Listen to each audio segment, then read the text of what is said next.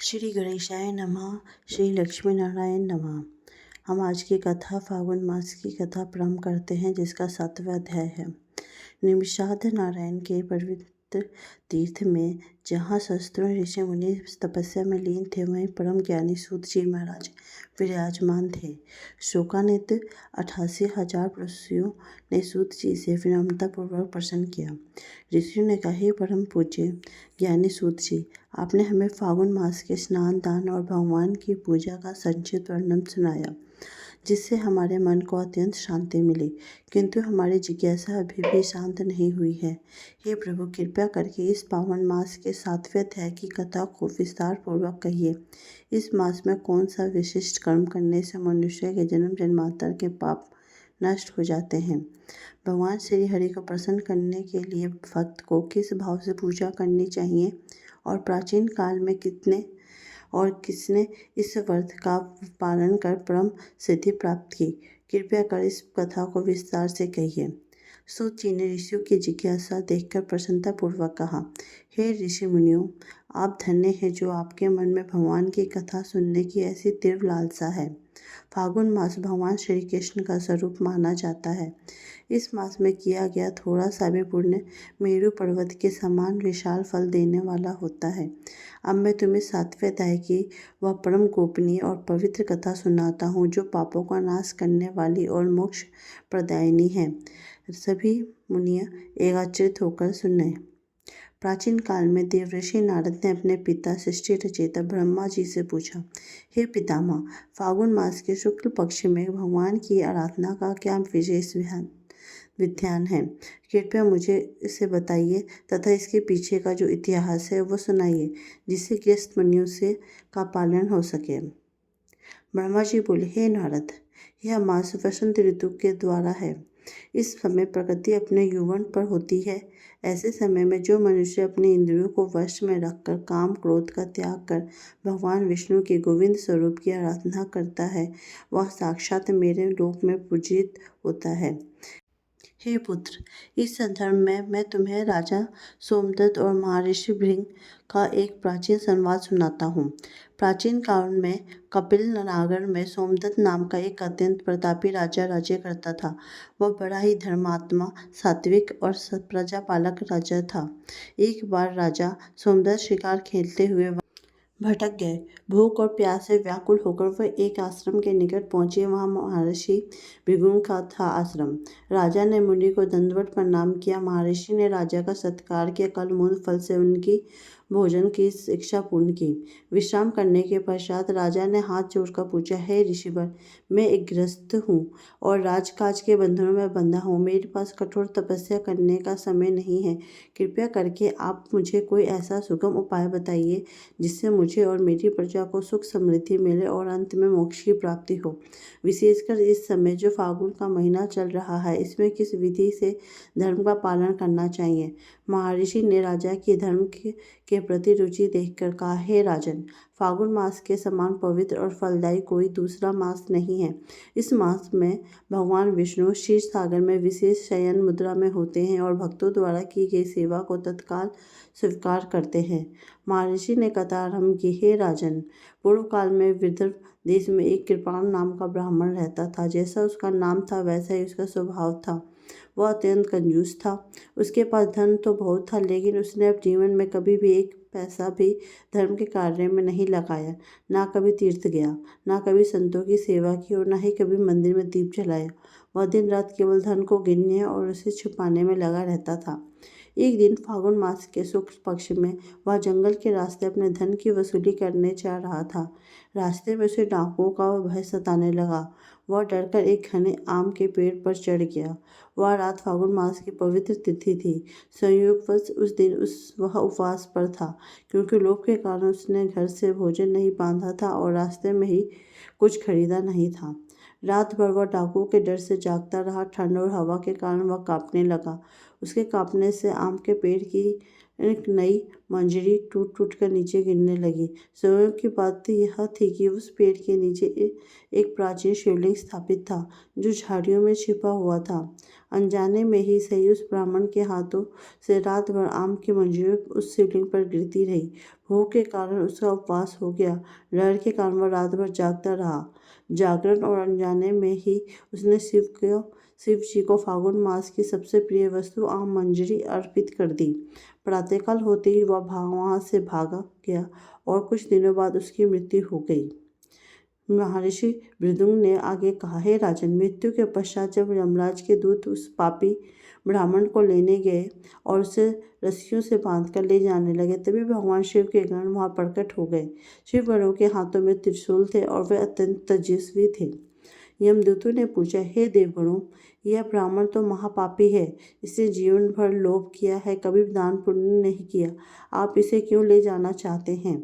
तब शिवगणों ने उत्तर दिया, हे यमदूतों, यह सत्य है कि यह पापी है, परंतु इसने फागुन मास में अनजाने में ही सही भगवान शिव जी का महाव्रत किया है। इसने निराहार रहकर रात्रि जागरण किया और भगवान शिव को अत्यंत प्रिय आम की मंजरियों अर्पित की। फागुन मास में जो व्यक्ति शिवलिंग पर या भगवान विष्णु के चरणों में आम मंजरी, आम का बोर और चंदन अर्पित करता है, उसके करोड़ों जन्मों के पाप तत्काल भस्म हो जाते हैं। इस पुण्य के प्रभाव से यह अब पाप मुक्त हो चुका है। इस प्रकार वह कंजूस ब्राह्मण, जिसने अनजाने में फागुन व्रत का पालन किया था, शिवलोक को प्राप्त हुआ और कालांतर में उसे भगवान विष्णु के धाम वैकुंठ में स्थान मिला। कथा सुनकर महर्षि भृगु ने राजा सोमदत्त से कहा, हे राजन, अब अनजाने में किए गए व्रत का इतना फल है, तो जो मनुष्य श्रद्धापूर्वक विधि विधान से फागुन मास में भगवान का पूजन करता है, उसके पुण्य का तो वर्णन ही नहीं किया जा सकता।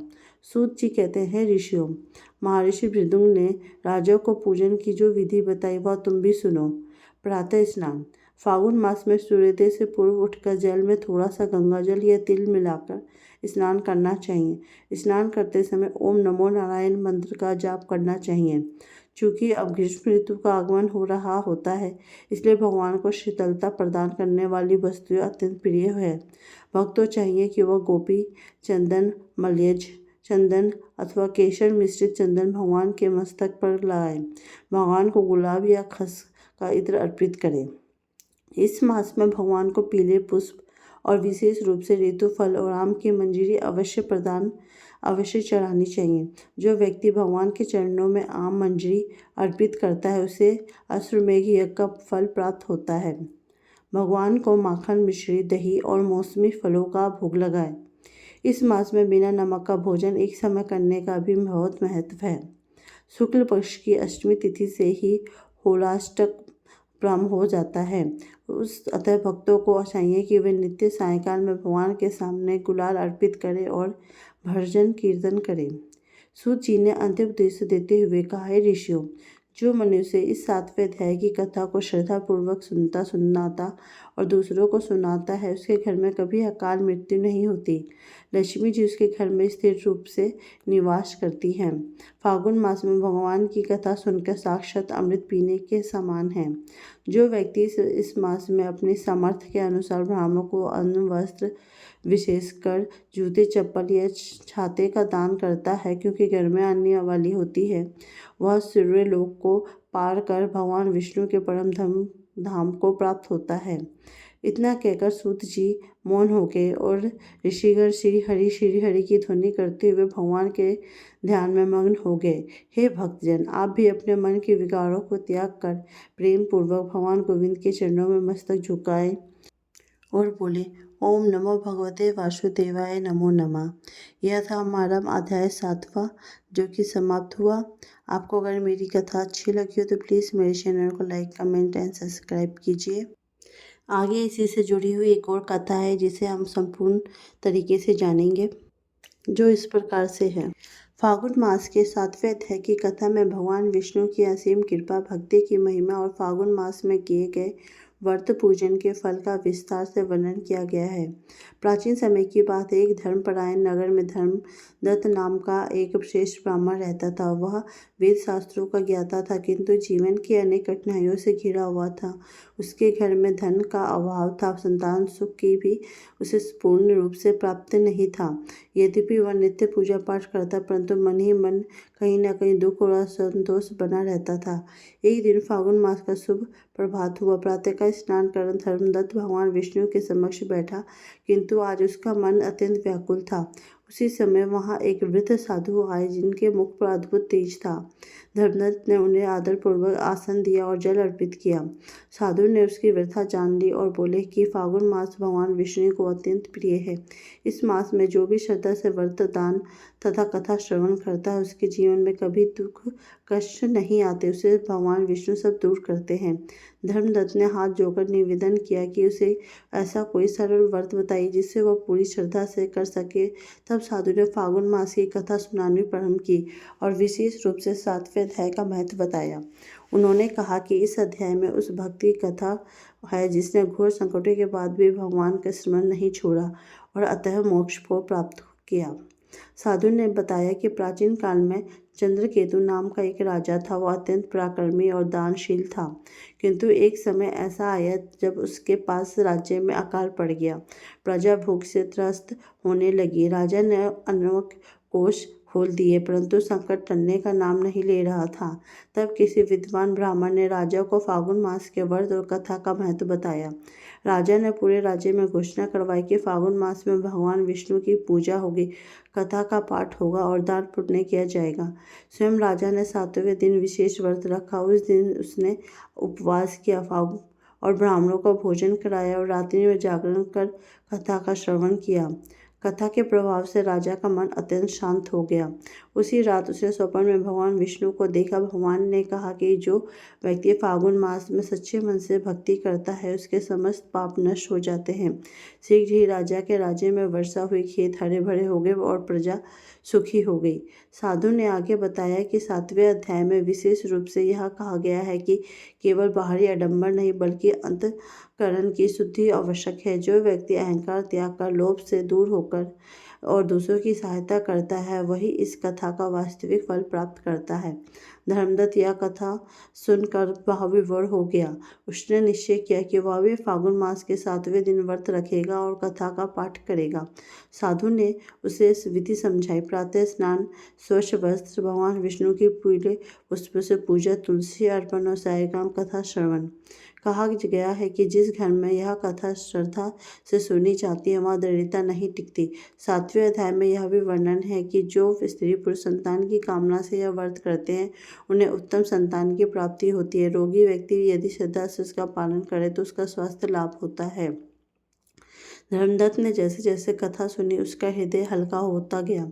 साधु ने अंत में कहा कि कथा सुनकर उसका उपदेश जीवन में उतना ही सच्ची भक्ति है। इतना कहकर साधु अंतर ध्यान हो गए। इसके बाद धर्मदत्त ने पूरे विधि विधान से व्रत किया। कुछ समय बाद उसके जीवन में सकारात्मक परिवर्तन आने लगा। घर में सुख शांति बढ़ी और आर्थिक सुधरी और सदैव भगवान विष्णु के नाम का स्मरण करने लगा। धर्मदत्त ने जब फागुन मास के व्रत और 7वें अध्याय की कथा को अपने जीवन में उतारना प्रारंभ किया, तब उसके मन में अपूर्व श्रद्धा का संचार हुआ।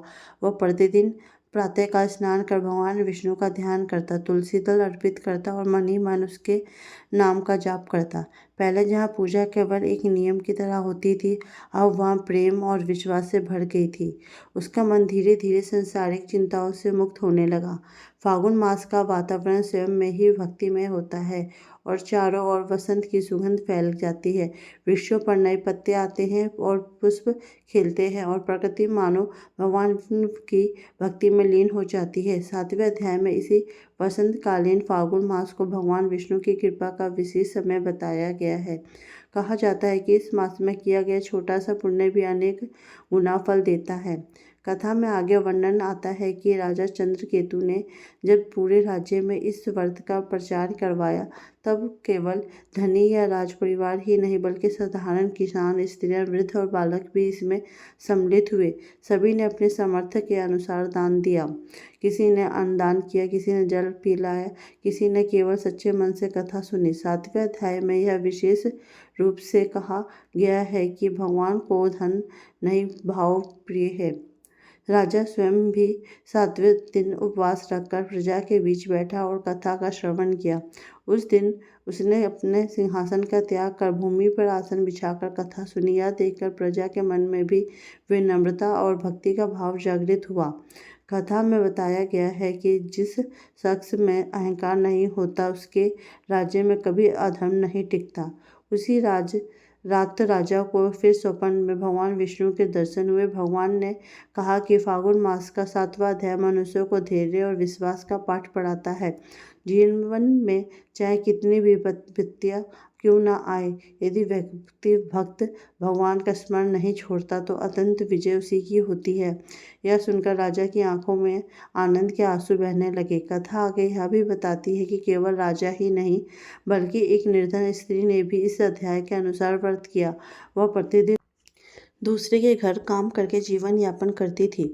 उसके पास पूजा के लिए ना तो फूल थे ना फल, केवल एक दिया और शुद्ध मन। उसने 7वें दिन व्रत रखकर दीपक जलाया और भगवान विष्णु का नाम लिया। कहा गया है कि उसकी भक्ति से भगवान इतने प्रसन्न हुए कि उसके जीवन के दुख स्वतः ही दूर होने लगे। 7वें अध्याय में यह संदेश दिया कि फागुन मास में किया गया व्रत केवल इच्छाओं की पूर्ति के लिए नहीं बल्कि आत्मशुद्धि के लिए होता है। जो व्यक्ति क्रोध, ईर्ष्या और द्वेष को त्याग कर यह व्रत करता है, उसके जीवन में शांति, स्वास्थ्य आ जाती है। धर्मदत्त ने भी इस बात को गहराई से समझा और अपने व्यवहार में परिवर्तन लाया। अब वह केवल अपने लिए नहीं बल्कि दूसरों के लिए भी सोचने लगा। पड़ोसियों की सहायता करता, भूखों को भोजन कराता और दुखियों को सांत्वना देता। 7वें अध्याय में यह भी बताया गया है कि सच्ची भक्ति सेवा के बिना अधूरी है। भगवान विष्णु उन भक्तों से शीघ्र प्रसन्न होते हैं जो उनके रूप को प्रत्येक प्राणी में देखते हैं। समय के साथ धर्मदत्त के घर की स्थिति बदलने लगी। वहाँ जहाँ पहले चिंता और अभाव में रहता था, वहाँ संतोष और विश्वास ने स्थान ले लिया। वह जान गया कि फागुन मास की कथा केवल सुनने के लिए नहीं बल्कि जीवन जीने के लिए है।